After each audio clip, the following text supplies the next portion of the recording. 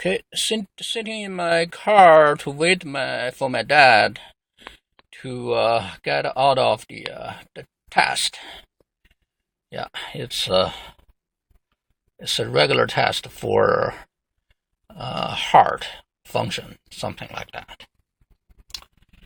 Yeah, actually, the hospital or the Medicare program provide the Chinese Mandarin interpreter for free. So that's the advantage we have been taking for my parents. Yeah, we almost always have Janet Wang, who actually is Chinese from Taiwan, and she is very professional. Even I could be the interpreter for my parents. I did it a couple times, and I think it's always better to have a professional interpreter, especially for the medical terms.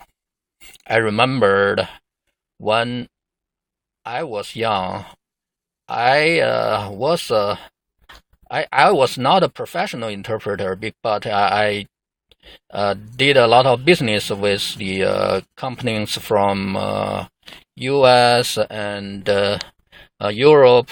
So the communications, of course, were in English, and sometimes I had to be the interpreter between the English-speaking customers or providers to Chinese-speaking providers or customers. And a lot of time, the technical terms and technical knowledge were being involved. And prior to the day I had to be the interpreter, I had to go through a lot of documentation to learn the knowledge, to learn the terms.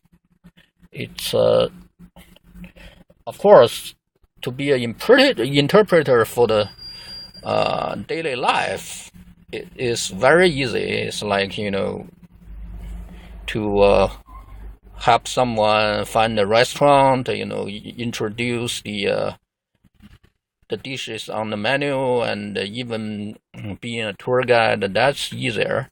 Of course, the professional tour guide is not an easy job as well, because you have to have a lot of knowledge in the place you guys are visiting.